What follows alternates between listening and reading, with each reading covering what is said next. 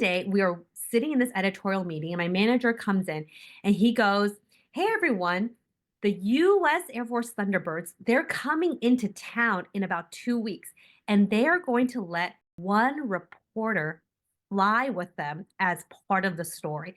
Who wants to do it?" Now, I don't know about you, Charles, but I thought this was like a cool once in a lifetime opportunity. So I mustered up the courage. I raised my hand and I said, "Hey, I would love to do the story." And I remember my manager turns to me, he goes, "No problem. We'll get you a media pass." So as you can imagine, for 2 whole weeks, I was like, oh my God, I get to fly with the US Thunderbirds. Anyways, for 2 weeks, I was like, gosh, telling my friends, my family that I get to fly with them. Okay, the day before the air show comes, we're sitting in this editorial meeting, and my manager is going through the stories of the day, and he goes, "Okay, Thunderbirds, that's happening tomorrow.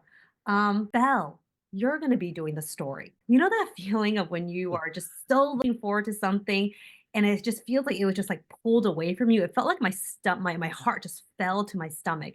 So my manager says that and then he kind of just continues on with the meeting as if nothing unusual happened. Now, it bothered me so much because I was like, "Whoa, what the heck happened here?" Right? So at the end of the meeting, I walked up to my manager and I was like, "Hey, just curious, why is Belle doing the story? I mentioned that I was interested in doing it." I will never forget what he said. He turns to me and he goes, "Oh my God, Jessica, I'm so sorry. I completely forgot you mentioned you wanted to do it.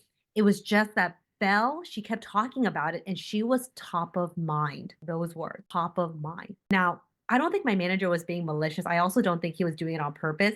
My colleague Belle, she's an extrovert. She loves talking. She loves putting herself out there. And during those 2 whole weeks, I imagine she was going up to my manager. She was talking about the story. She was talking about how she probably wanted to do the story.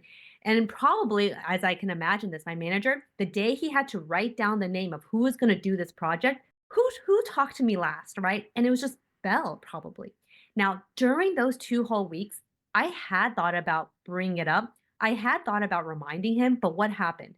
Told myself, "Oh, he'll remember. Oh, I don't want to bother him." Or, "Oh, it's okay." Like I was creating this narrative in my head of assuming that I would be bothering him, that it would be too much, right? And that's when I realized that, gosh, if I didn't rethink this, right? If I didn't position myself better, I would never be top of mind for these bigger opportunities. Love that story. And for quiet professionals, really the key takeaway is staying silent and hoping hard work speaks for itself is not a sustainable strategy. Visibility matters, and those who make their ambitions known and communicate their contributions clearly are going to have more opportunities for career growth.